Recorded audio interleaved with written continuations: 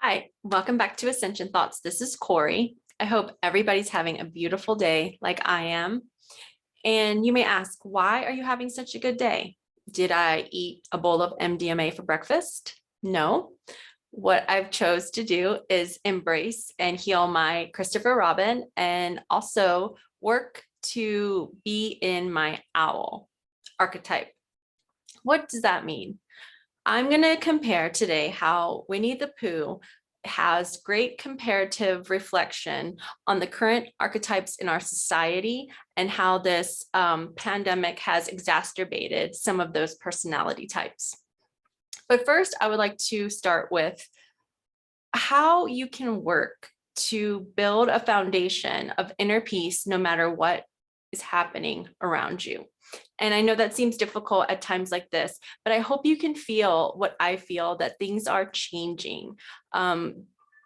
There's a good comparison I heard today to view this whole situation like a chess game, right? And if you have a high owl perspective, the wise observer, you can see that there is going to be checkmate by, let's call it, the white team in about 7 moves. Now, all the black team can do is try to block it for a little while. But when you're the wise observer, you can see that in only 7 moves, no matter what the black team does, it's going to be checkmate. And there's nothing that can be done about it, just the way it is.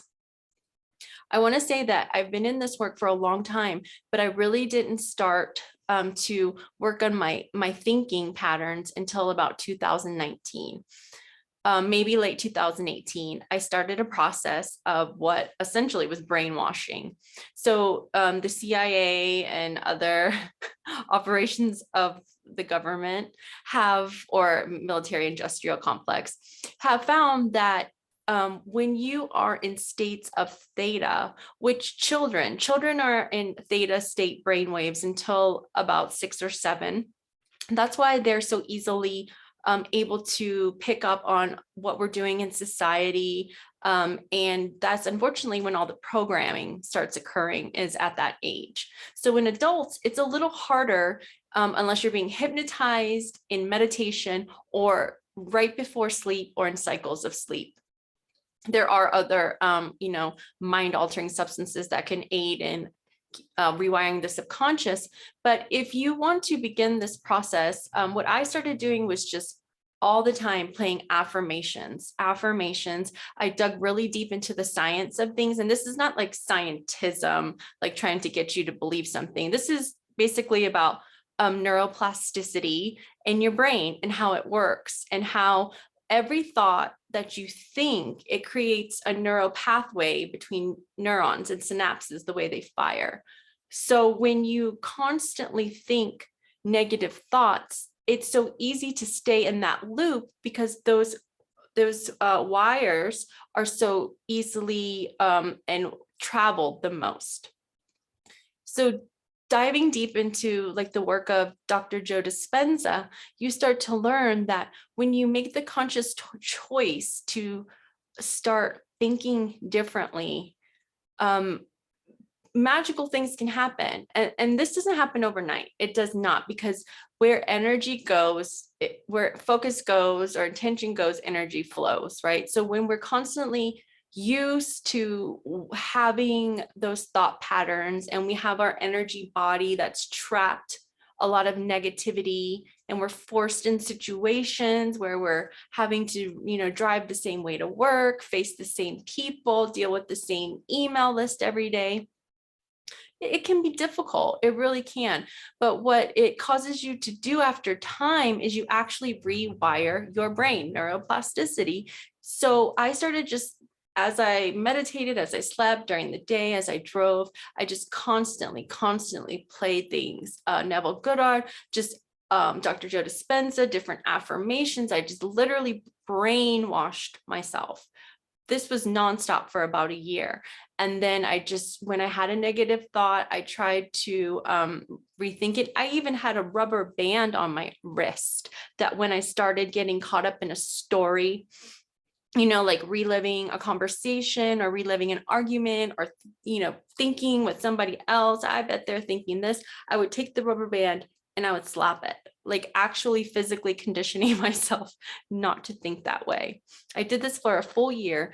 And then probably about, what was it, April of 2020 was when everything kind of went crazy across the world, when all the fear narratives were being driven by the news. And I'm going to even admit the first little bit of that here in Utah, things started to shut down probably April or May. And then we even had an earthquake.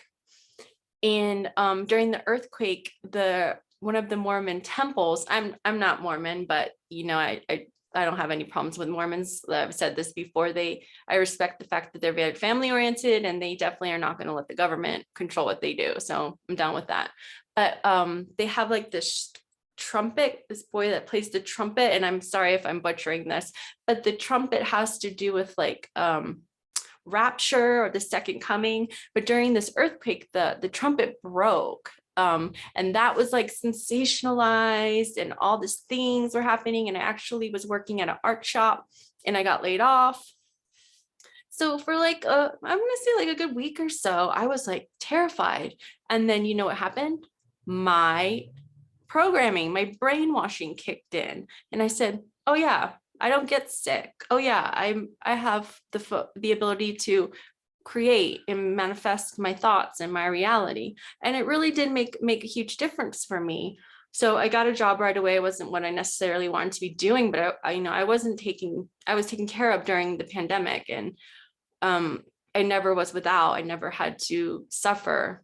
And I think it had a lot to do with the fact that I really, really worked on rewiring myself. So what did this time frame of 2020 do? So 2020 was an eye-opener to a lot of people. It really opened our eyes to how things were very fallible, how society could drop literally overnight, how systems were not as in place as we thought they were. And then in 2021, our illusions started to be lifted. We started to realize, hey, what's going on with this? There's a little bit more to the story. And then we were forced into tight quarters a lot with our families, our relationships, our jobs started to change, our issues started to show. And what this was a showing of our shadow.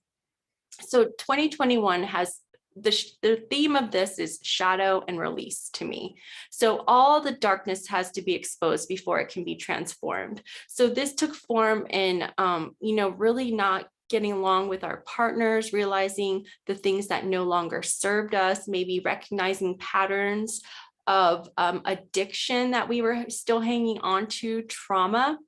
So for some reason this morning, not for some reason, it was gifted to me by my inner owl, I started to think about Winnie the Pooh and how the characters of Winnie the Pooh kind of represent the different archetypes that have been expressed through this whole situation. And being a single mom of a 5-year-old, I often, don't have to, but reading is really great for kids.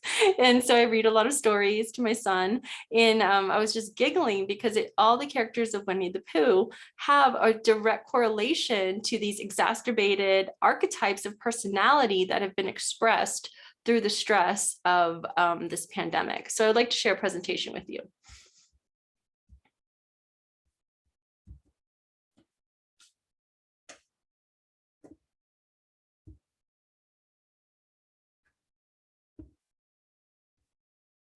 Okay, so as I said, this is the archetypes of society based on Winnie the Pooh. So we have Winnie the Pooh, and to me, this describes the comfort seeker, right? During the stressful times, there were times people needed to try to numb out with substances or people. So this can include food, alcohol, excuse me, drugs, sex, relationships, anything that would cause you not to feel the emotions of stress or worry or fear. These are the people that really just tried to numb out. And I think I heard a statistic that there was an average weight gain of like 30 pounds or something, which is kind of crazy. But this is the personality type, or the archetype that was exacerbated, of the comfort seeker. The next one is Piglet. So Piglet to me is the victim. That is everyone and everything is out to get you. Every situation in life is against you. People, places, things, work. I know we all have people in our lives or around us like this, that they're just like suspicious of everything. Nothing's working out for them. Everything is like a backstory of how they're being sought after, or people are out to get them. And I'm sure that we've all played this role. I know I've played this role quite a bit in my life. I've played the comfort seeker, admittedly, as well, through many different substances, including addiction and overeating, and trying to lose myself into other people. But the victim was a big one over the past 2 years, because everyone felt, they were being victimized, which is understandable. So the next one that we have here is the narcissist. This is the all about me. What about me mentality, always talking about themselves, like the ADD energy, just like never focused on service to others, always me, kind of draining, full of energy. This personality type is very, very prevalent in our leadership right now, where it's just kind of like, I run things, it's all about me, like I'm Tigger. Tigger is always just like talking about himself, only concerned about himself, and has sort of an annoying energy level. So I saw a lot of this happening as well.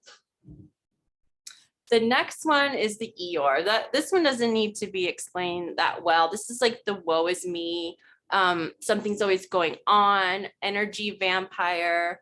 You want to run away from them, finds the bad in every situation, the self-imposed scapegoat.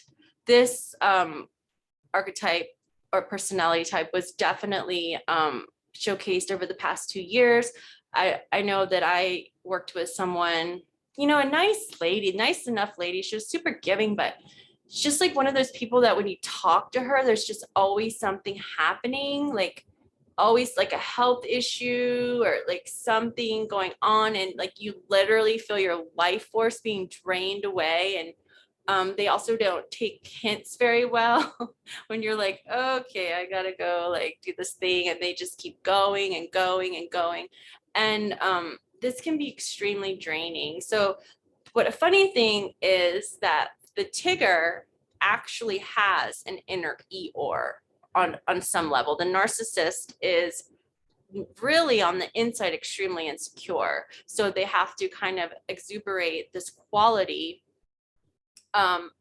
And it's done in overkill, right? That's one type of narcissist. The other type of narcissist is just the straight up psychopath, and they don't care about anybody else. But I would say the normal narcissist that's not like infected with ecovirus is really an inner Eeyore that's trying to act out and act like they're not that way. So I'm sure there was a lot of this, like, woe is me, why is this happening? Why is this happening to us? Why is this? Why that? But I just want to say, like, if this situation over the past couple of years did not happen, how would we have begin to facilitate any changes if we were not like blasted wide open with being shown like how crazy things can go in just a couple days? How would we know or be able to take a look at really the situation, who's pulling strings, and just how like full of, what's the word I'm looking for? You just like, you never know what to expect. And I think a lot of things that are needing to be exposed have been exposed because of this. So I know it's been hard for a lot of people, and it's terrible. Lots of lives have been lost, and people have been put in awful situations. Certainly the countries that are subjected to these awful mandates and lockdowns right now. But I'm going to say that I really feel an energy shift in the past couple of days. I'm always knowing personally that things are going to be okay one way or another, but I can really feel it. And I feel that other people are likely feeling that too. So now we come to the rabbit. So the rabbit is the neurotic controller. This is the overplanner in everyone's business, then stressed out about it. They can often be more stressed out about your life than you are. They're very insecure leaders. Oh, the worrywart, OCD. These are the people that are just like overly planning things to a point where they can't enjoy the moment. They want to control your life, but then get stressed out about it. I think this personality type really was also exacerbated with just the uncertainty of every day, not having control. And speaking from a person that definitely has had control issues, this is hard, and it's probably the most hard on the person, even though it's like annoying to people around them. It's hard because there's a rigidness. And what I started to have to do is tell myself I have no control over that. Like in my early 20s, later 20s, I would obsessively think like I left my iron on, or I left my flat iron on, or I left a candle burning. And I would just like try to control everything because I really had no control of my inner world. So I just began to say like, I have no control over that. I can't control other people. I can't control, situations, certain situations in my life. All I can control is my perspective and my attitude and my willingness to do what I have to do, no matter what, to create a sanctuary for myself and my family. So this is where we got to head. Like this is where society really needs to head, is the healing of our inner child. So like the healing of our inner Christopher Robin. This is the world of pure imagination, unstoppable possibilities, the inner child that is healed from trauma, pure creative expression, not caring what anybody thinks. This is so big.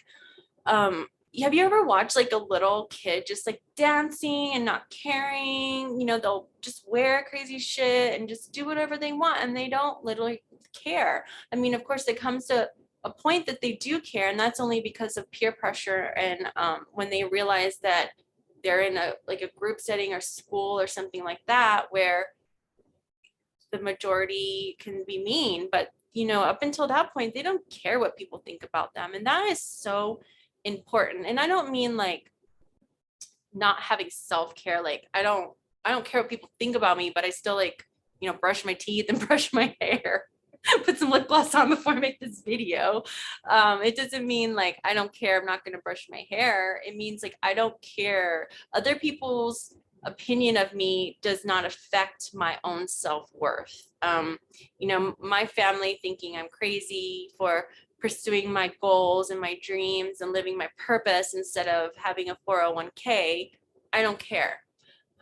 As long as you're not hurting anybody and you're feeling good about it, what does it matter what other people think? We're so caught up in other people's stories and other people's rules and what they want for us that it kills our inner Christopher Robin.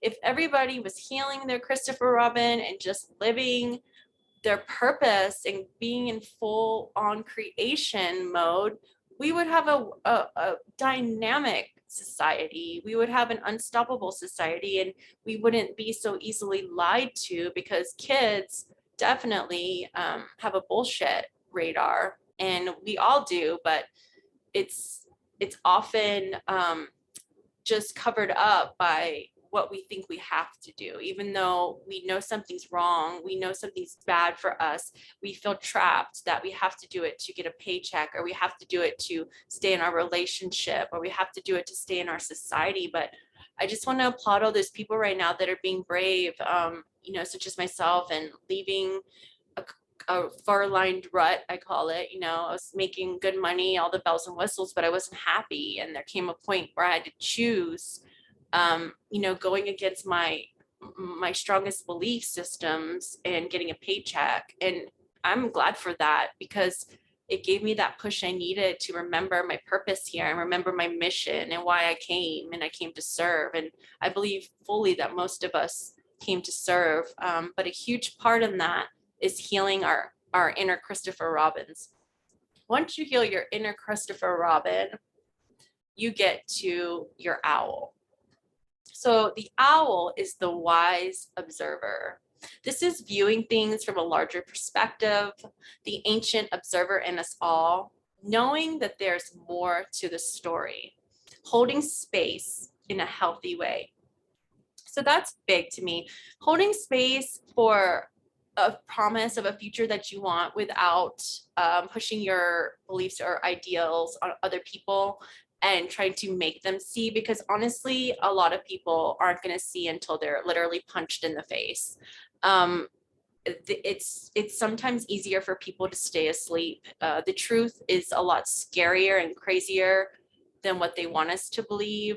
If you tell people like the world's being run by pedophile Satanists, they'll laugh at you, a lot of them, but this is like real shit. The truth is terrifying, but it's something that we have to really know, not stay in the darkness. That's a balance as well. Sometimes I'm, covering kind of darker things. Like yesterday it took me 3 days to kind of remote view the Anastasia situation and what happened to them. And there was a real darkness in that boy, the real darkness. And it's about observing it, acknowledging it, but moving on and knowing the higher wisdom. And this is all about spiritual connection. When you're connecting to your higher self, other aspects of you that are ancient and knowing and wise and just pure unconditional love.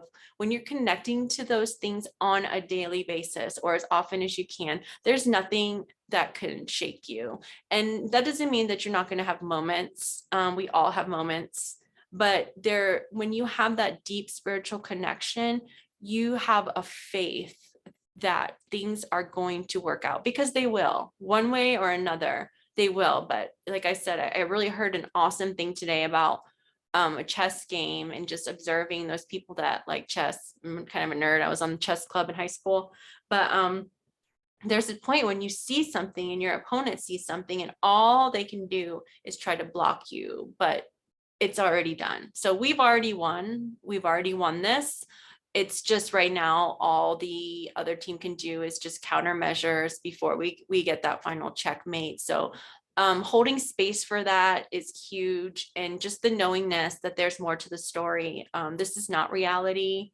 This is kind of a mass hallucination in a way, but we are so powerful. Like anything that you say or believe is literally like going to be real for you.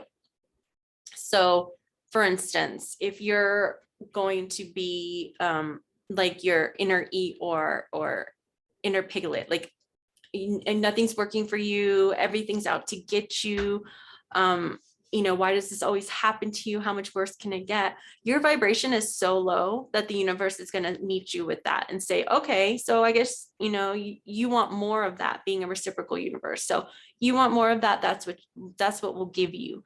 But when you work to, reconnect your brain, work on your neuroplasticity, and you connect to a higher source and you ask questions like, how much better can this get? How much love can I show today?